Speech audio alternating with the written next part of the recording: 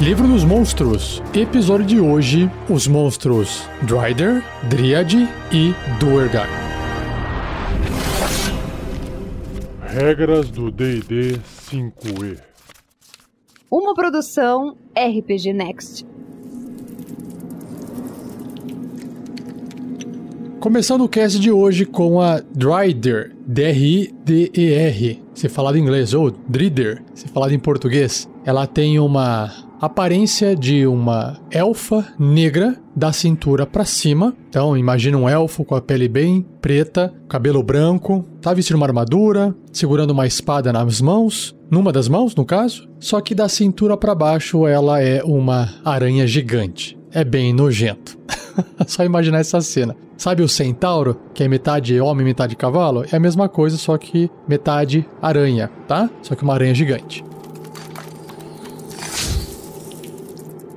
E o que o livro dos monstros diz, então, descreve sobre a Dryder? Olha só que legal. Quando um Drow, que é o elfo negro, né, mostra-se muito promissor, Lolth, ou Loth, que é L-O-L-T-H, Loth, o convoca aos fossos de teias demoníacas para um teste de fé e força. Aqueles que passam no teste sobem mais alto no conceito da Rainha Aranha. Aqueles que falham são transformados em Dryders. Olha só. Um horrendo híbrido de um Drow com uma aranha gigante que serve com um lembrete vivo do poder de Loth. Apenas os Drows podem ser transformados em Dryders, e o poder para criar essas criaturas é exclusivo de Loth. Então, apesar da ilustração que tem no livro ser uma representação feminina, não tem nada a ver. O que importa é ter que ser uma criatura da raça Drow, do elfo negro.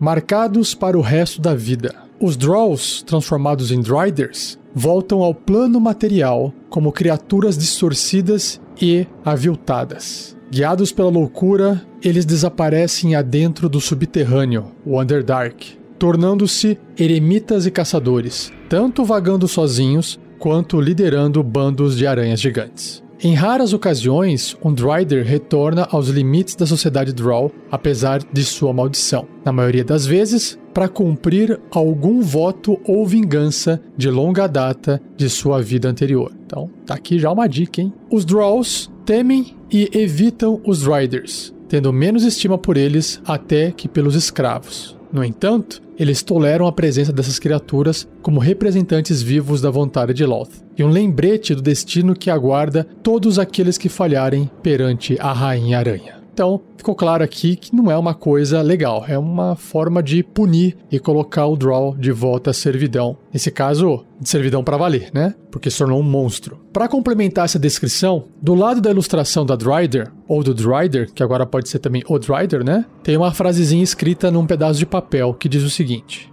eu falhei uma vez com a Rainha Aranha, nunca mais. Quem escreveu foi a Pelanistra the Dryder. Então, provavelmente a criatura tem inteligência, porque consegue escrever e se comunicar. Ela tem consciência de que ela falhou e ela virou essa criatura, essa monstruosidade, imagino eu. Porque se for uma monstruosidade é porque realmente uma criatura que foi criada de forma mágica, não é uma besta, né? Uma criatura natural, é uma monstruosidade. Mas vou descobrir isso quando eu ler o bloco de estatísticas dela.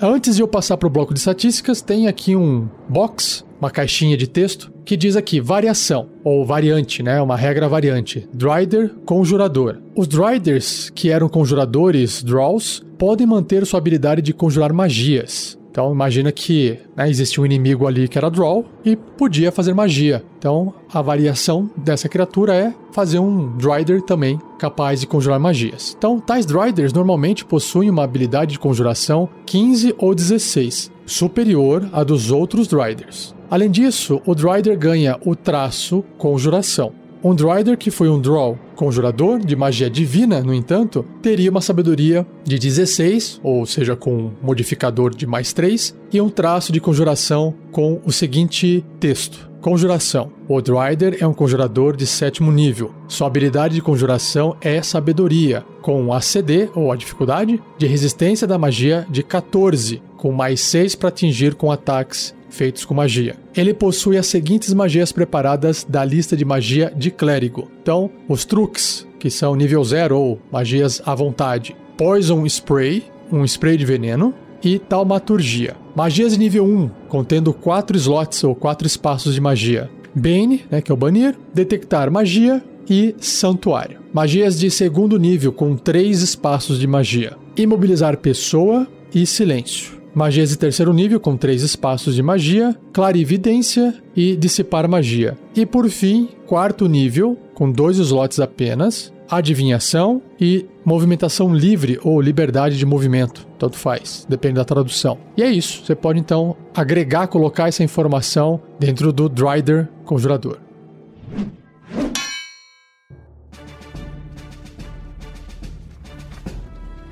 Então vamos lá, bloco de estatísticas do Drider. Como eu disse, é uma monstruosidade grande, né? Ocupa o espaço de um cavalo, mais ou menos, e o seu alinhamento ou tendência é caótico e mau. Classe armadura 19, uma armadura natural, pontos de vida 123, deslocamento 9 metros no solo, ou escalando 9 metros. É como é uma aranha, então anda pelo chão, vai andando, anda pela parede, anda pelo teto, tranquilamente. Sobre os seus atributos, força, destreza e constituição, que são os atributos físicos, todos eles acima da média, uma média humana, né, que é 10. Então, força é 16, bem forte. Destreza 16, então bem ágil. Constituição 18, bem resistente de saúde. Agora, inteligência, sabedoria e carisma, apesar de também serem acima da média, pouquinho mais abaixo. Mas olha só, inteligência é 13, então é uma criatura inteligente. Sabedoria 14, então um bom valor, acima de 10, acima da média. E o carisma 12. Sobre as perícias ou skills, furtividade mais 9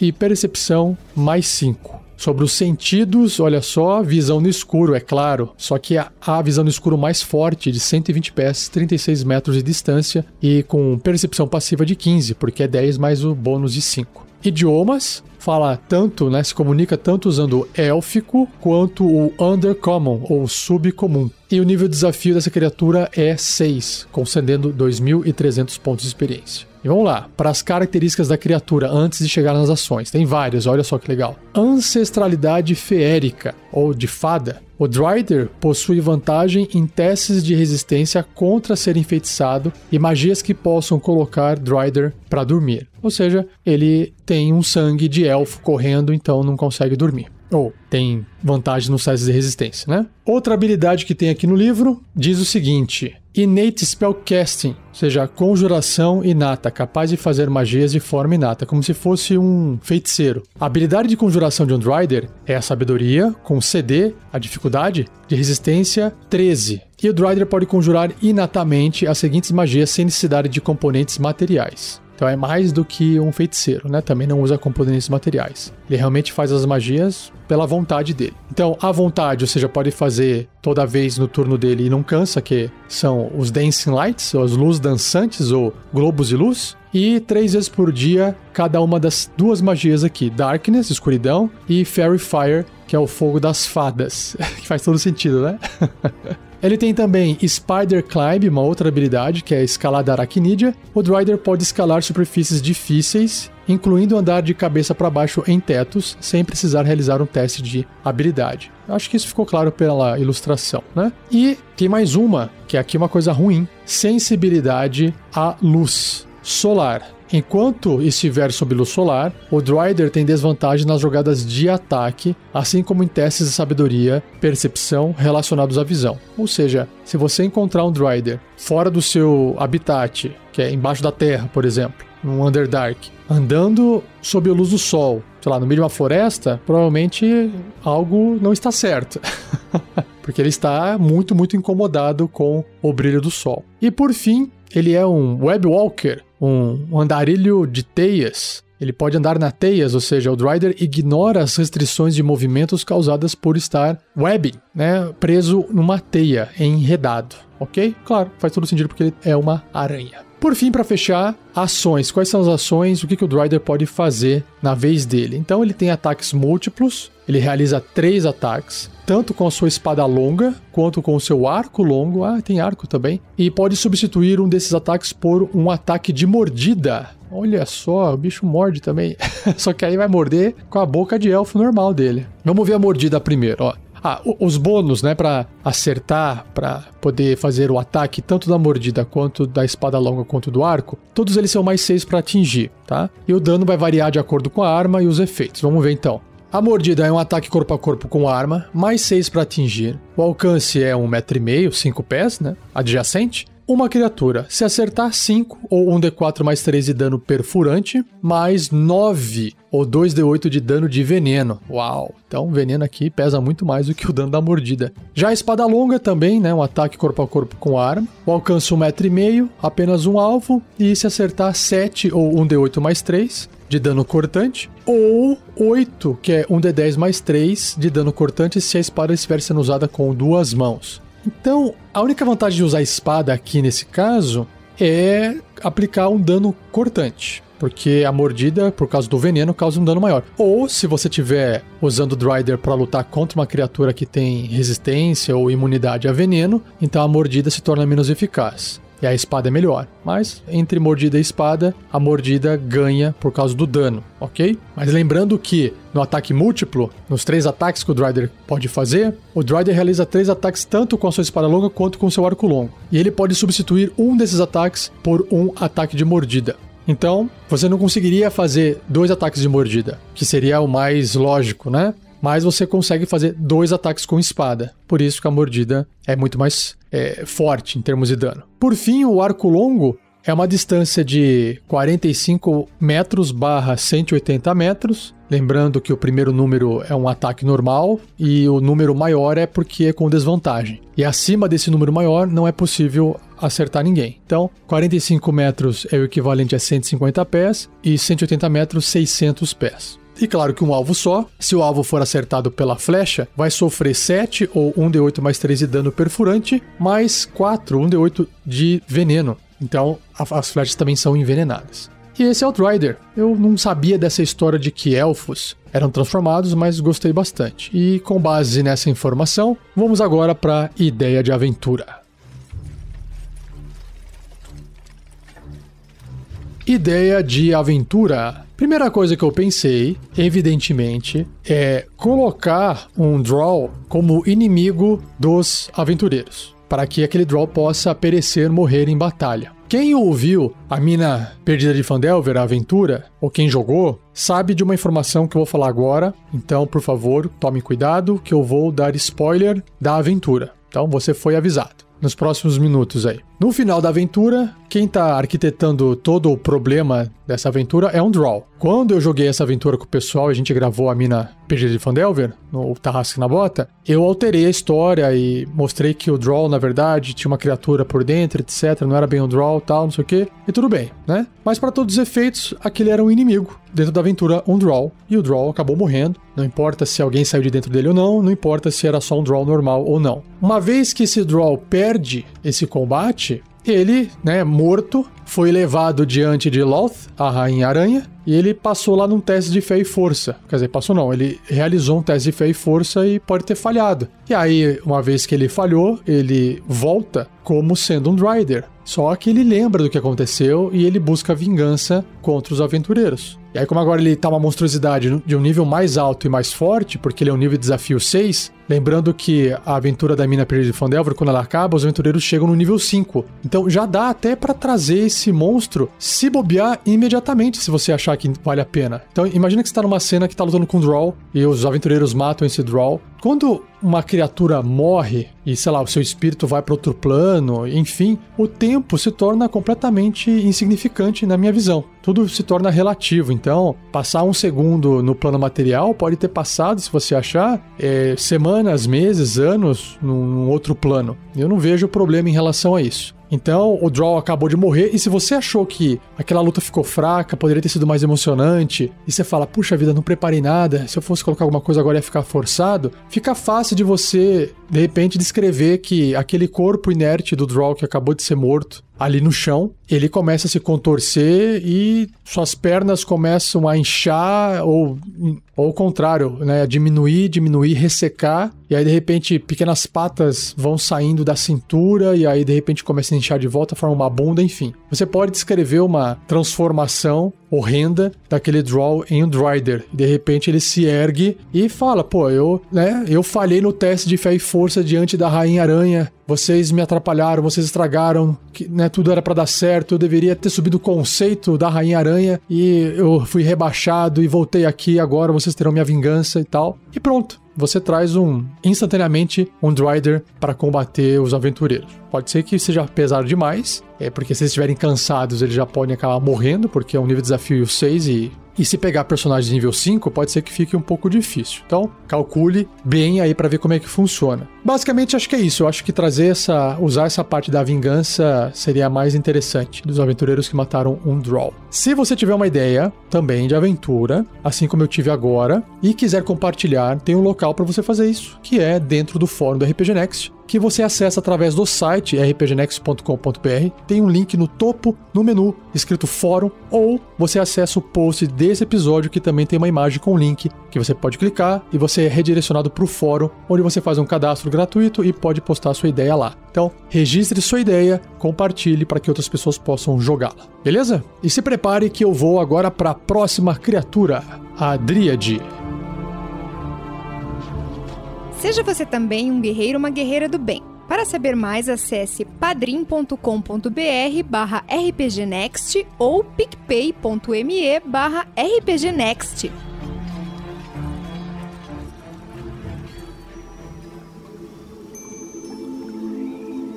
Vamos lá. Dríade, ou em inglês Dryad, que escreve com Y, D-R-Y-A-D, tem uma ilustração dentro do livro dos monstros que aparenta ser uma criatura feminina, tem traços femininos, toda verde, como se a pele fosse feita de caule de planta e cheia de folhas em volta no lugar da roupa e do cabelo. Basicamente, parece uma mulher que foi transformada em planta. Essa acho que é a melhor descrição que eu posso fazer da ilustração, mas a ilustração ela é bem bonita, lembra assim uma criatura meio exótica, meio élfica e fantasiada pro carnaval. É isso, mas vamos descobrir que tipo de criatura que é essa, se ela é mágica, se ela não é, de onde que ela vem com a descrição. Dríade. Viajantes que adentrem uma floresta podem ter um vislumbre de uma forma feminina passando por detrás das árvores. Então eu não estou errado. Um riso ardente permeia o ar, levando aqueles que o ouvem mais fundo nas sombras esmeraldas. Então é como se fosse uma sereia das florestas, entre aspas, né? Mas vamos descobrir mais sobre ela. Presa às árvores. Fadas poderosas irão, certas vezes, conectar espíritos féricos às árvores, transformando-os em dríades. E isso, às vezes, é feito como punição quando o espírito férico se apaixona por um mortal e esse amor é proibido. Que legal! Então, aquela paixão do elfo... mas era elfo, não era fada, mas espírito férico, né? Então tem a ver com elfo também. Então quando aquela elfa do Hobbit no filme se apaixona pelo anão, deveria ter se transformado em dríade. Olha só o spoiler do filme para quem não viu. Continuando. Uma dríade pode emergir de uma árvore e atravessar as terras através delas, mas a árvore continua sendo seu lar e a enraiza ao mundo. Enquanto a árvore permanecer sadia e ilesa, a dríade permanecerá eternamente jovem e encantadora. Ou encantador, né? Porque pode ser um ser férico. Se a árvore for ferida, ela sofre, a criatura sofre. Se a árvore for destruída, a dríade sucumbe à loucura. Então, ela não chega a morrer, mas fica louca. Interessante. Fadas reclusas. As dríades agem como guardiãs do patrimônio de suas florestas. Tímidas e reclusas, elas observam os intrusos das árvores. Uma dríade atraída pela beleza de um estranho pode investigar mais de perto, talvez até tentando atrair o indivíduo para longe para enfeitiçá-lo. As dríades trabalham com outras criaturas silvestres para defender suas florestas, né? Mesmo porque ela não quer ficar louca se perder a floresta dela. Unicórnios, entes e sátiros vivem ao lado delas, além de druidas que partilham da devoção das dríades às florestas que elas chamam de lar. Magia da floresta. As dríades podem falar com as plantas e animais. Elas podem se teletransportar de uma árvore para outra, atraindo invasores para longe dos seus bosques. Se pressionada, um Dríade pode seduzir humanoides com seus encantamentos, transformando inimigos em amigos. Elas também conhecem um punhado de magias úteis. Muito bom, gostei, já tive algumas ideias aqui para aventura. Mas vamos então para o bloco de estatísticas da Dríade.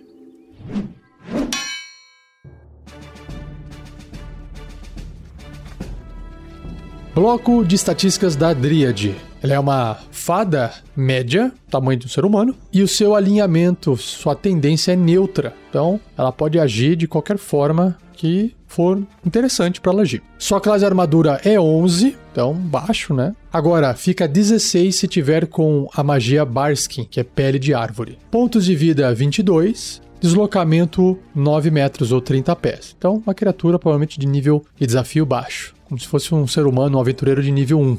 Bom, sobre os seus atributos físicos e mentais, ela tem força 10, então na média de um ser humano, destreza 12, um pouquinho mais alto, constituição 11, então na média. Agora, inteligência 14, uma inteligência maior do que a média, sabedoria 15, maior também, e carisma 18, olha só, para poder realmente enfeitiçar, manipular as pessoas. Sobre as suas perícias, ela tem furtividade mais 5 e percepção mais 4. Sobre os seus sentidos, visão no escuro de 18 metros, que é 60 pés, aquela visão no escuro tradicional, e a sua percepção passiva é 14, né? 10 mais 4. Idiomas, élfico e silvestre, que é o Sylvan, então não fala comum, então tem isso também. E o seu nível de desafio é 1, foi o que eu esperava, concedendo 200 pontos de experiência. Habilidades que a Dríade tem, ou o Dríade, né? Primeiro é o Innate Spellcasting, ou seja, conjuração inata. A habilidade de conjuração de uma Dríade é carisma, com dificuldade de resistência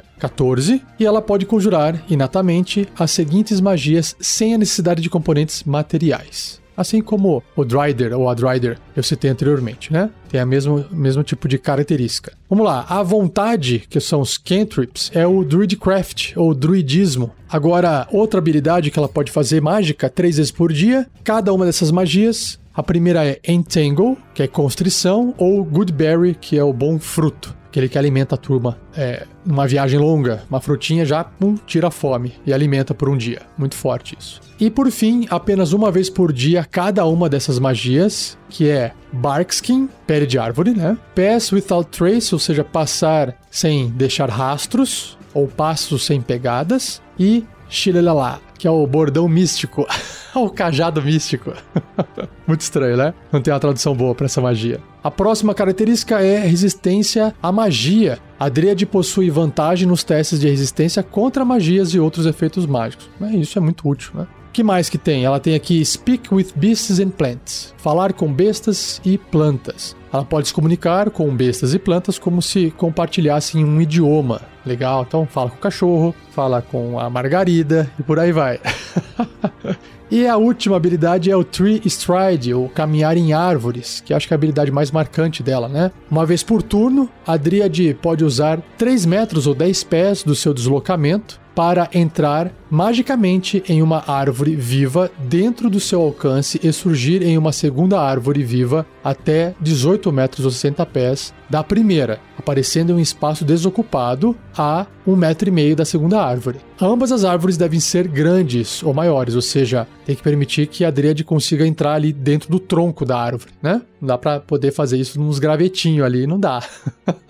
Ele tem esse consumo de alguns metros para poder entrar na árvore, para poder justificar um pouco que ela tá, né, se fundindo ou entrando dentro da árvore para poder usar essa habilidade. Mas como ela pode se deslocar até 18 metros de distância, que é o dobro da velocidade dela, então ela gastando apenas 1/3 do movimento para poder andar o dobro, então ela consegue se deslocar rapidamente se ela estiver numa floresta cheia de árvores. E é isso que é legal, né? Ela pode escapar ou pode cercar alguém. Isso que torna ela, assim, mística, né? Muito legal. Bom, agora as ações. Ela tem a clava, ela pode dar uma pancada, uma cacetada com algum bastão ali, um pedaço de uma clava, mas vamos ver o que é, né? É um ataque corpo a corpo com arma, mais 2 para atingir, ou mais 6 para atingir se tiver com o bordão místico. Então é um pedaço ali de tronco de árvore, algo assim. O alcance é apenas 1,5 metro, ou seja, adjacente, normal, um alvo. Se acertar, 2 ou 1d4 de dano de contusão, como ela não tem bônus de força, Então não causa bônus de ataque aqui, né? Um bônus no dano, desculpe. Ou 1d8 mais 4 de dano se tiver com o bordão místico. Então não tem porquê, né? Não ativar o bordão místico, a magia, se ela quiser lutar, né? Agora, ela tem uma outra habilidade chamada Fey Charm, que é o encanto feérico. A Dríade afeta um humanoide, lembrando, ó, humanoide não é um humano. Humanoide, então, pode ser Goblin, pode ser Orc, pode ser Bugbear, pode ser Gnoll e por aí vai. Ou Gnoll em inglês. Ou besta. Então pode ser um lobo, pode ser um cachorro, pode ser um gato, pode ser um tigre, né? Ou besta, que ela possa ver que esteja até 30 pés dela, ou seja, 9 metros. Se o alvo puder ver a Dríade, ele deve ser bem sucedido num teste de resistência de sabedoria com dificuldade 14 ou ficará magicamente enfeitiçado. A criatura enfeitiçada reconhece essa Dríade como uma amiga confiável que deve ser atendida e protegida. Apesar do alvo não estar sob o controle da Dríade, ele atende aos pedidos da Dríade ou age da forma mais favorável que puder. Já gostei disso aqui. Toda vez que a Dríade ou seus aliados fizerem qualquer coisa nociva contra o alvo, ele poderá repetir o teste de resistência, terminando o efeito sobre si, caso obtenha sucesso. Do contrário, o efeito dura por 24 horas ou até a Dríade morrer. Uau! Vírgula. Estiver em um plano de existência diferente do alvo ou terminar o efeito com uma ação bônus. Se o teste de resistência do alvo for bem sucedido, ele fica imune ao encanto feérico da Dríade pelas próximas 24 horas. Por fim, a Dríade não pode ter mais de um humanoide e até 3 bestas enfeitiçadas ao mesmo tempo. Então, tá aí. Ela pode então enfeitiçar um humanoide e até 3 bestas ao mesmo tempo. Achei fantástico. Muito bom. Apesar de ser uma criatura de nível de desafio baixo, ele tá aqui não para você colocar para lutar necessariamente, mas para você criar alguma coisa com essa criatura. Eu achei muito legal. Então, vamos lá para ideia de aventura.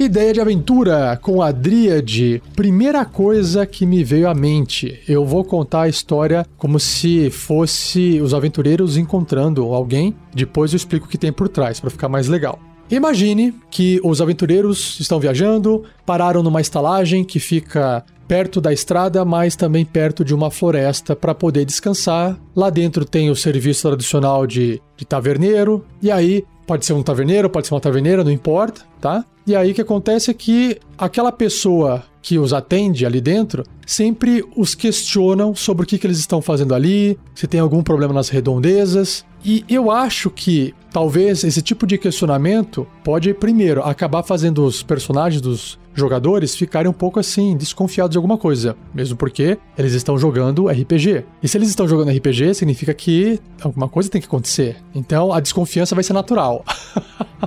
Bom, de duas uma. Ou os aventureiros vão ficar com uma pulga atrás da orelha achando que tem algum problema ali, ou o taverneiro ou taverneira tem algo a contar e tá escondendo o jogo, ou se eles não ligarem pra isso e falarem assim, a gente vai descansar aqui esperando que alguma coisa aconteça, pode o mestre fazer alguma coisa acontecer. Basta trazer um NPC ou alguém pra dentro da taverna que queira algum tipo de, não confusão, mas uma pessoa que o taverneiro ou taverneira perceba que a presença daquela pessoa não é agradável, não é interessante. Um exemplo, qualquer pessoa que começar a fazer muitas perguntas sobre a floresta ou questionar a região, o taverneiro ou a taverneira vai desincentivar aquela pessoa. Então, por exemplo, chega um sujeito lá e fala assim, você mora aqui, taverneiro ou taverneira? Você conhece bem a região, não sei o quê? Eu queria empreender, construir aqui também um estábulo para poder atender, fazer serviço de conserto de carroça para os viajantes. E aí esse taverneiro ou taverneira não quer que isso aconteça. Ele não quer, ele quer ficar ali com a vidinha dele ali e não quer que ninguém mais aglomere naquela região.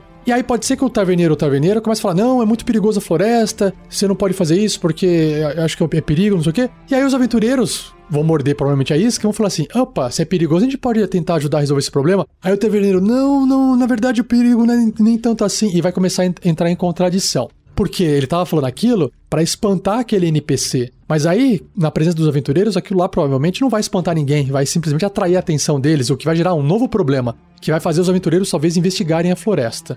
Aí o taverneiro, se ele fala que tem monstro, que tem um perigo, pode ser que os aventureiros queiram entrar. Mas depois que ele já citou essa coisa, ele vai falar assim, não, pensando bem, não tem nada. Vai querer desfazer, e aí quero fazer um teste de insight aqui, de intuição, vai perceber que o cara se embananou inteiro. Enfim, resumindo, os aventureiros vão querer investigar a floresta. E aí, indo pra floresta, o que eu acho que vai ser mais interessante, mais legal, é fazer uma descrição daquela coisa, como eu posso dizer, estranha acontecendo. Então, por exemplo, agora eu vou ter que revelar, né, o que tá acontecendo. O taverneiro ou a taverneira está enfeitiçado ou enfeitiçada pela dríade ou pelo dríade. Não só, né? Outros animais, como por exemplo cães, cachorro. Então, os cães podem rosnar para aqueles aventureiros. Os cães podem ficar na beira da floresta latindo e impedindo que os aventureiros avancem. Aí pode ser que os cães sejam, sei lá, não sei se os aventureiros atacariam um cachorro, né? Mas a ideia é que a Dríade vai controlar essas criaturas para proteger a floresta dela. E ela enfeitiçou o taverneiro ou a taverneira, principalmente para poder tentar afastar qualquer tipo de gente querendo entrar na floresta ou fazer alguma coisa, porque a árvore dela tá ali dentro. E claro que os aventureiros vão querer interferir, vão ver, perguntar e vão acabar entrando dentro da floresta. E aí eu acho que a Dríade, com o poder dela, ela pode, né, desenfeitiçar as criaturas que ela enfeitiçou e enfeitiçar outras criaturas, principalmente as bestas. E ela pode jogar as bestas enfeitiçadas contra os aventureiros. Porque a besta é fácil de você controlar. A besta não tá sendo maligna, ela simplesmente tá defendendo um território, né? Assim como um cachorro defende o seu dono. E aí os aventureiros podem lutar ou não, provavelmente vão lutar, até de repente eles começarem a perceber que alguma coisa, né, tá passando entre as árvores, aí você cria aquela descrição estranha, eles enxergam, mas não enxergam, e ela vai tentar enfeitiçar um dos aventureiros, não importa se é homem ou mulher, se é a Dríade ou se os aventureiros são homens ou mulheres, não importa, acho que aí vai da cabeça do mestre, e uma vez, né, enfeitiçando, a pessoa pode ficar tão assim, nossa, que coisa mais linda, não sei o que, e tentar fazer os outros, não, a gente não pode atacar, isso aqui é a floresta. Eu acho que só esse conflito de, pô, o que vocês vieram fazer aqui? Vocês vieram meter o nariz onde não deve. E aí descobrir sobre a Dríade pode contar uma história de que um dia ela foi uma outra criatura, e agora ela tá presa, e que tem que proteger a floresta, e que talvez esteja vindo alguém aí que pode acabar dando problema, enfim. E se os aventureiros tiverem alguém que estão atrás deles, essas pessoas podem vir até os aventureiros, de repente taca fogo na floresta, e aí eles se tornam, sei lá, culpados entre aspas, porque eles estavam ali e acabou destruindo a floresta. Enfim, aí você pode desenrolar a sua aventura da forma que você achar mais dramático ou não, com mais ou menos combate. Mas a ideia é essa, ter a Dríade ali dentro, né, contando, né, presa à floresta e manipulando as pessoas e criaturas para poder se proteger. Eu acho que essa que seria a parte mais legal. Se ela vai lutar ou não com os aventureiros, isso pouco importa. Ela tem como lutar se ela for atacada. Mas acho que a ideia dela é viver, né? Não é sair atacando os outros, mesmo porque ela tem um nível de desafio 1 e 4, 5 aventureiros de nível 1 matam ela facilmente, ok? Então é isso. Então lembrando, compartilhe a sua ideia se você também tiver de uma aventura com a Dríade. Escreva no fórum do RPG Next. E vamos para a última criatura do cast de hoje.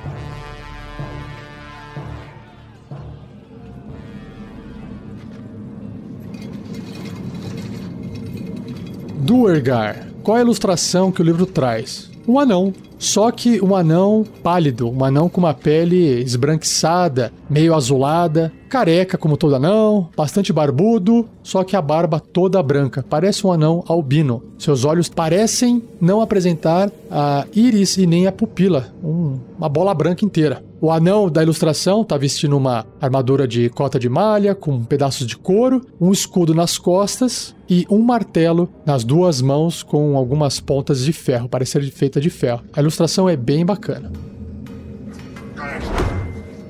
Vamos ver o que o livro descreve sobre os Duergars. Os tirânicos Duergars, também conhecidos como anões cinzentos, vivem em cidades fantásticas nas profundezas do subterrâneo, que é o Underdark. Usando conhecimento anão ancestral e miríades escravizados, eles trabalham incansavelmente para expandir seus reinos subterrâneos. A maioria dos Duergars, incluindo as fêmeas, são carecas e têm cor de pele cinza pálida. Eles vestem roupas monocromáticas feitas para se mesclar às rochas, junto com joias simples que refletem seu comportamento severo e utilitário. De escravos para escravistas. Os Duergar foram anões antes da ganância deles e aprofundamento infindável na Terra levá-los ao contato com os devoradores de mentes, os Mind Flayers, que para quem não conhece é uma criatura que tem uma cara de polvo, né? Um humanoide com cara de polvo. Mantidos cativos por gerações pelos Elítides, que é a raça desses devoradores de mentes, os anões eventualmente ganharam sua independência com a ajuda do deus maligno Ladugir, ou Ladugir. A escravidão os mudou para sempre. No entanto, enegrecendo seus espíritos, tornando os Duergar tão malignos quanto os tiranos de quem escaparam. Apesar de terem ganho sua liberdade, os Duergar são criaturas sisudas, pessimistas e desconfiadas, sempre labutando e reclamando, sem memória do que significa ser feliz ou orgulhoso. Nossa, que legal interpretar. Pessoa bem maligna, bem chata, bem reclamando de tudo. Seus artesanatos e realizações são duradouros. Mesmo assim, eles são desprovidos de entusiasmo ou senso artístico. Então, faz a coisa meio que de qualquer jeito, imagino eu. Resistentes como rocha. Como os anões, os Duergars possuem constituições fortes. Adicionado ao seu vigor físico, eles têm uma incrível fortitude mental, resultante do seu período como escravos dos Illitids. A mente de um Duergar é uma fortaleza, capaz de livrar-se de encantamentos, ilusões e outras magias. E claro que isso aqui vai estar refletido na sua ficha de personagem. Nascidos das Trevas. O subterrâneo é saturado de poderes mágicos estranhos, os quais os Duergar absorveram ao longo de gerações de aprisionamento. Um Duergar pode aumentar seu tamanho e força por um curto período, olha que massa, tornando-se um poderoso guerreiro do tamanho de um ogro. Legal! Se ele enfrentar um adversário com quem não possa lutar, ou quando estiver espionando criaturas que se aproximam de seu território, ele pode com a mesma facilidade se tornar invisível para escapulir para a escuridão. Caramba! Que legal! Eras passadas no subterrâneo também aguçou a visão no escuro deles, permitindo que eles vejam o dobro da distância dos outros anões. Essa visão extremamente aguçada vem com um preço, no entanto, pois a visão de Duergar é comprometida pela luz solar. E já já a gente vai ver o que isso representa no bloco de estatísticas. Para fechar a descrição, Mestre Infernal. Asmodeu, o Senhor dos 9 Infernos, é conhecido por representar os deuses Duergar a fim de cultivar o mal que transborda dos corações dos anões cinzentos. Ele oferece a eles orientação divina e vingança contra os inimigos deles enquanto exorta-os em direção de atos de tirania cada vez maiores, o tempo todo escondendo sua verdadeira identidade. Que legal. Então, até tem uma justificativa divina por trás para justificar, né, os anões dos Duergar sempre estarem desse jeito, o que pode dar uma abertura narrativa para você mudar isso aí, hein? Vamos descobrir. Vamos descobrir se na ideia de aventura eu trago algo assim. E agora vamos pro bloco de estatísticas.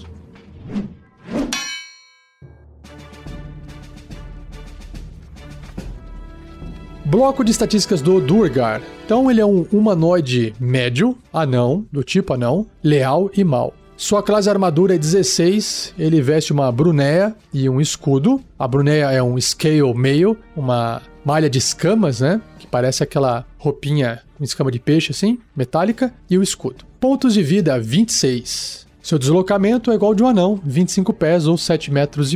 Um quadradinho a menos ali no tabuleiro, né? Em vez de 6, são 5. Seus atributos: força 14, ok, acima da média. Destreza 11, na média. Constituição 14, né, pro anão, tem que ser acima da média mesmo. Inteligência 11, então, uma inteligência na média. Sabedoria 10 também na média e o carisma 9, um pouquinho abaixo da média. Então, basicamente, força e constituição são seus principais atributos. Ele tem resistência a dano de veneno. Seus sentidos, então, né, a visão no escuro aprimorada, né, uma Dark Vision de 120 pés, que tem 36 metros. E claro que a percepção passiva é de 10, porque ele tem sabedoria 10, um bônus 0. Idiomas anão e subcomum, só pra deixar claro. O Undercommon, que é a linguagem da turma que mora lá no Underdark. E o seu nível de desafio é 1, concedendo 200 de XP. Sobre as características, ele tem resistência Duergar, que diz assim, ó, o Duergar tem vantagem em testes de resistência contra venenos, que até aqui o anão também tem, só que aí tem magia e ilusões, então é mais forte essa resistência deles, né? Assim como para resistir a ser enfeitiçado ou paralisado. Então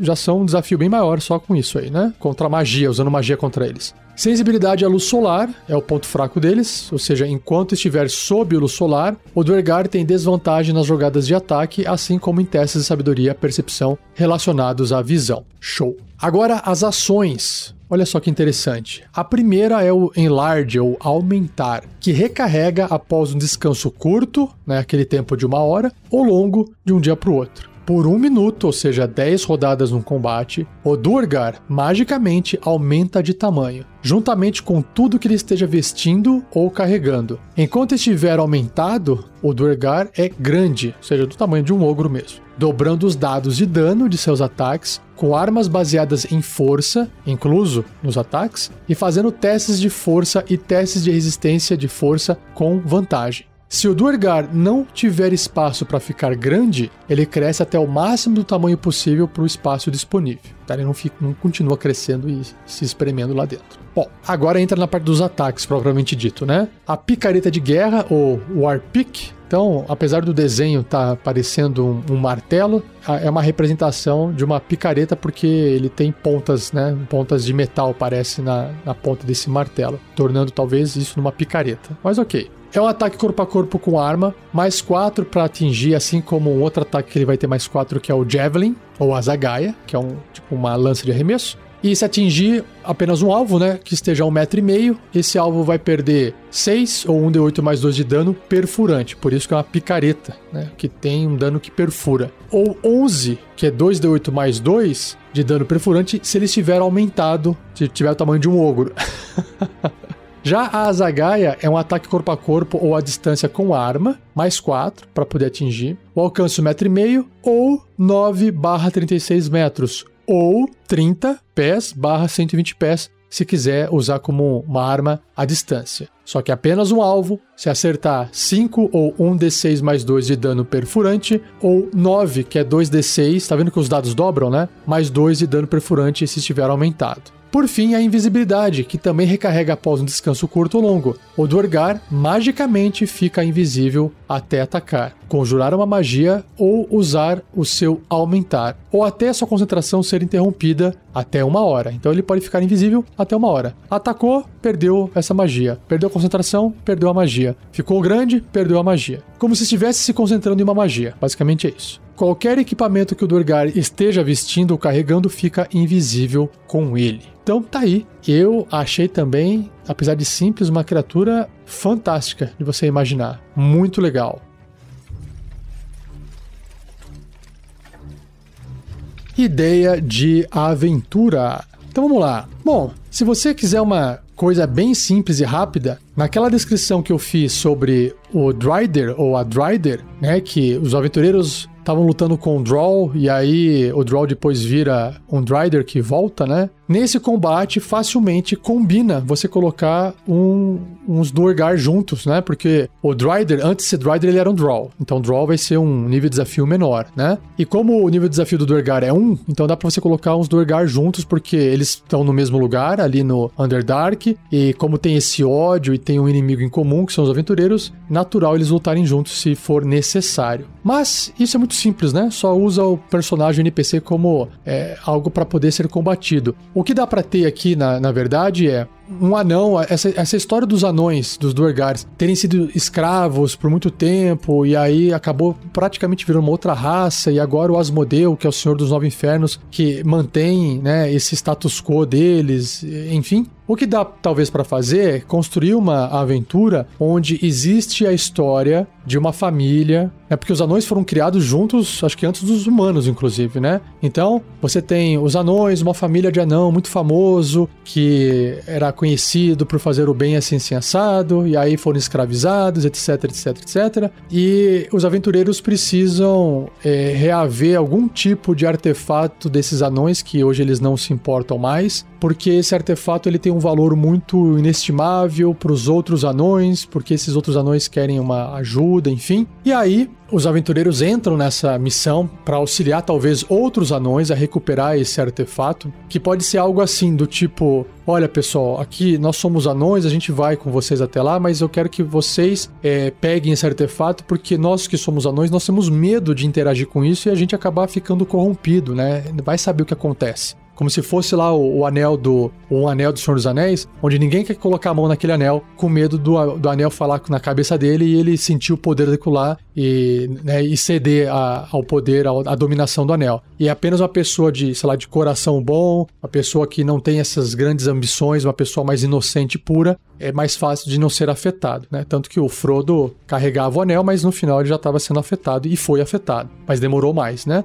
Então, essa ideia, sabe, épica de você ir para uma missão para ajudar uma raça em busca de alguma coisa, aí enfrentam esses anões e aí resgatam ou não esse artefato. Talvez esses artefatos podem cair na mão dos anões e os anões acabarem caindo no chão, se contorcendo e também ficando com a pele cinza, como se estivesse se transformando em zumbis e aí virando, tipo, esses Duergars e ficando maligno de uma hora para outra. E aí cabe os aventureiros quebrarem essa maldição de alguma forma, como se fosse uma maldição que desse para ser quebrada, por exemplo. Eu acho que, né, na sua história você pode fazer isso.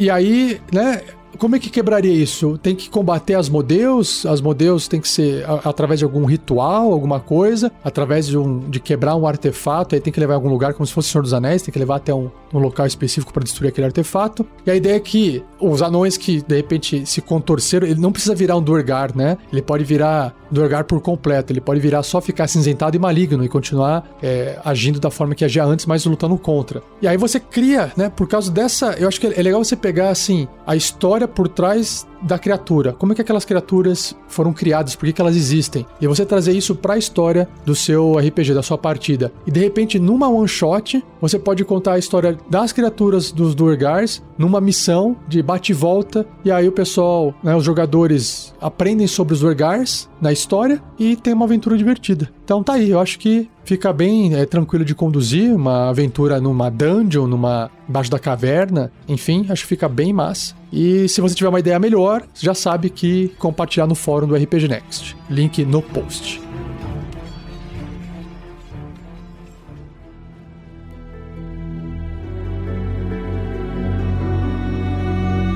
Ufa! E assim eu encerro mais um episódio do Regras do D&D 5e. Espero que você tenha gostado. Se tiver dúvidas sobre regras do D&D 5e, envie um e-mail para mim, para rafael47@rpgnext.com.br. Escreva no post desse episódio se você não quiser enviar e-mail. A minha intenção é separar essas perguntas e fazer um cast separado só respondendo todas elas. Não esqueça de compartilhar o episódio para ajudar outras pessoas a conhecerem esse trabalho. Agradeçam ao Gleico Vieira Pereira, que editou de forma fantástica esse cast, como sempre vem fazendo. E não deixe de visitar nossas redes sociais, que nós temos Facebook, Twitter, Instagram, YouTube e até a Twitch TV. E agora temos o Pinterest, tudo RPG Next. Lá no Pinterest nós temos imagens, artes dos fãs. Então dá uma conferida lá e veja, tem muita arte legal. E não perca o próximo episódio, onde irei apresentar para vocês os elementais. Olha só que legal, acho que vai ser bem divertido. Então não perca o próximo episódio, tá bom, pessoal? Então é isso, um abraço e até o próximo episódio.